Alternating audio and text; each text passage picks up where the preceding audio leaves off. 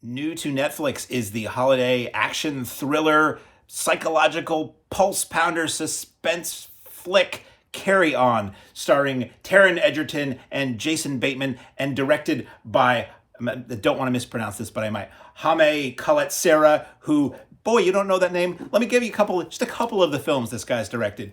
Orphan, House of Wax remake, Non-Stop, Run All Night, The Shallows, Jungle Cruise, Black Adam. This man works. This man knows how to craft a thriller, and craft he did. So a lot of times I'll look at Netflix movies and I'll be like, A lot of times Netflix movies exist in this weird twilight zone of it's better than your average made-for-TV or streaming, but it's not quite good enough to go in theaters. Carry On, I don't understand why it wasn't in theaters. It opens up with the DreamWorks logo, which then kind of segs, and I love when films do this. It takes a standard studio logo, and then it kind of utilizes that into the opening scene of the film. Story goes a little something like this. Taron Egerton is a soon-to-be papa. He works as a TSA agent at a major metropolitan airport. His girlfriend works higher up in one of the airlines at said airport. He's just discovered that she's about to be pregnant. She's stressing to him, you should be more serious about life. You always wanted to be a cop. Why don't you go back to the police academy and finish your Jedi training and all that? And he's a ball of nerves. He's trying to get his pecker up. Now that means courage. It was actually used in a Danger Mouse episode. And as kids, a lot of us were like, excuse me? It means courage. So, but because I can say it and it sounds dirty, I'm going to say it again. He's trying to get his pecker up to ask his boss for a raise, and he gets bumped up. I'm not going to tell you the whole story. He gets bumped up to working the X-ray machine, and he's trying to get more responsibility. And wouldn't you know it, that's the day big bad Jason Bateman is trying to get a certain bag. He's just trying to get a bag through the X-ray machine. And Taron Egerton is the sort of unwilling pawn in this game to make that happen. He says, I know your friends live nearby. We've got a gun pointed at your family. We know your girlfriend. We know everything about you. These people are all going to die unless you just look the other way and let that bag go through.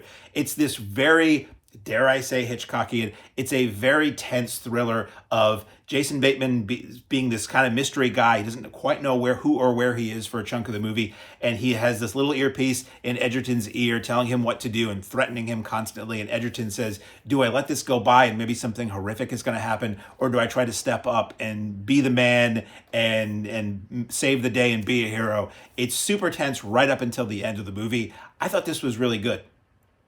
Not great. Derivative of other things that I can't put my finger on right now, but it's a Christmas movie.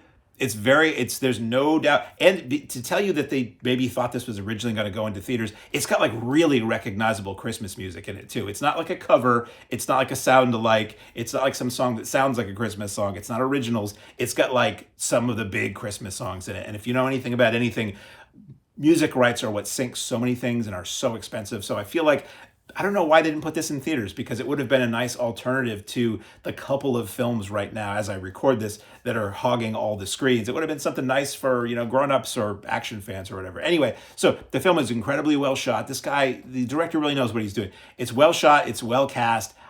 Jason Bateman plays a great bad guy.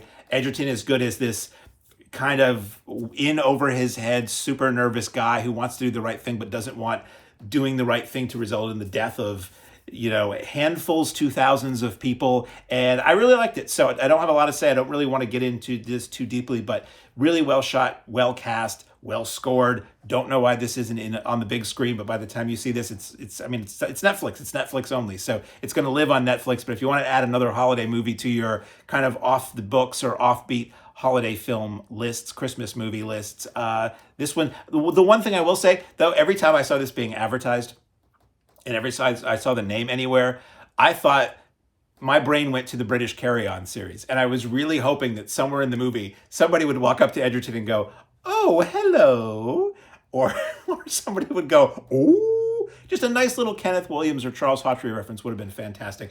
I love the Carry On movies. Anyway, this is on Netflix now. This is not to be confused with the British long-running comedy ensemble film series, Carry On.